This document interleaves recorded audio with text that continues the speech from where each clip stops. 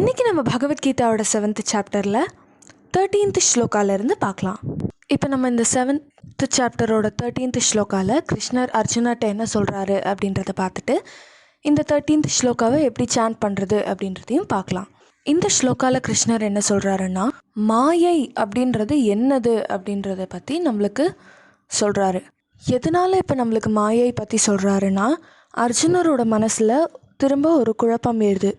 இதுக்கு முன்னாடி நம்ம பார்த்த ஸ்லோகாஸில் கிருஷ்ணர் அவர் யார், அவரோட சக்திகள் என்னென்ன அப்படின்லாம் சொன்னார்.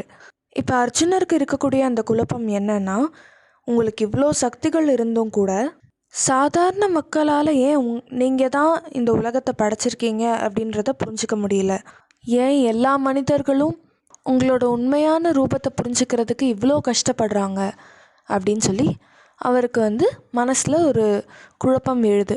அர்ஜுனரோட மனசில் இந்த குழப்பம் இருக்கிறத புரிஞ்சுக்கிட்டு கிருஷ்ணர் இப்போ என்ன சொல்கிறாருன்னா, சாதாரண மக்களால் என்னோட உண்மையான ரூபத்தை புரிஞ்சிக்க முடியாததுக்கு காரணம் என்ன அப்படின்றத பார்த்தோன்னா மாயை தான். இங்கே எதனால் கிருஷ்ணர் என்னோட சக்திகள் அப்படின்னு சொல்கிறாரு, என்னோட உண்மையான ரூபம் அப்படின்னு சொல்கிறாரு அப்படின்றத பார்த்தோன்னா, கடவுள் அப்படின்றவர் ஆத்மா தான், அவர் பரமாத்மா. அப்படி இருக்கும்போது அவருக்கு உருவம் கிடையாது.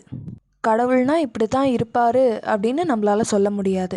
இப்படி இருக்கக்கூடிய நிலையில் நம்மளால் பார்க்க முடியாத ஒரு விஷயம் மேலே நம்ம கவனம் செலுத்துறது ரொம்பவே கஷ்டம், நம்மளால் முடியாத விஷயம்னே சொல்லலாம்.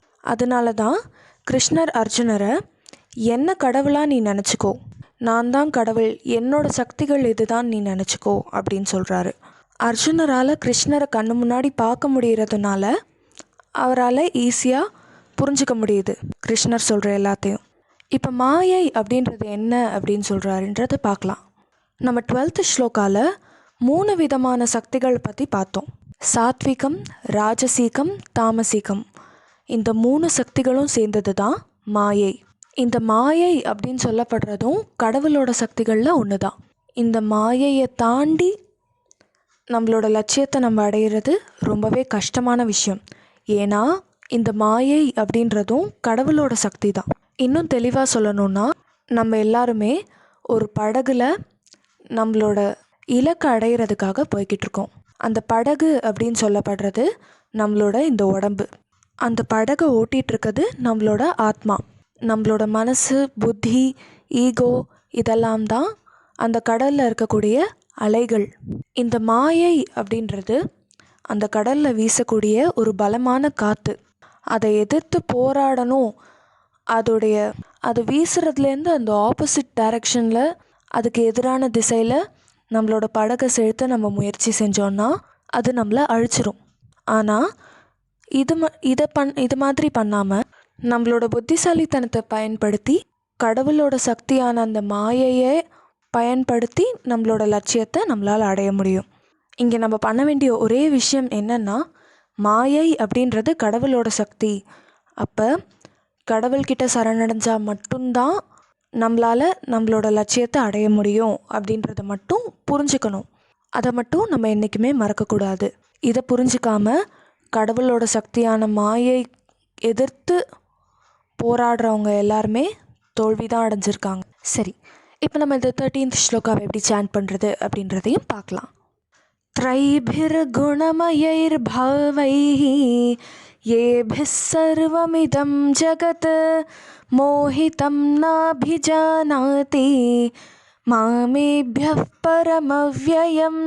இப்போ நம்ம 14th ஸ்லோகாவில் கிருஷ்ணர் அர்ஜுனாட்ட என்ன சொல்கிறாரு அப்படின்றத பார்த்துட்டு 14th ஸ்லோகாவை எப்படி சாண்ட் பண்ணுறது அப்படின்றதையும் பார்க்கலாம்.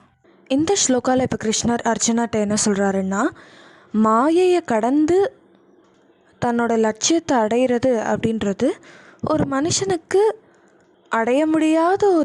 செய்ய முடியாத ஒரு செயல் கிடையாது. ஆனால் அது என்னோட சக்தியோட ஒரு பாகம் அப்படின்றதுனால மாயைன்றது ரொம்பவே சக்தி வாய்ந்தது.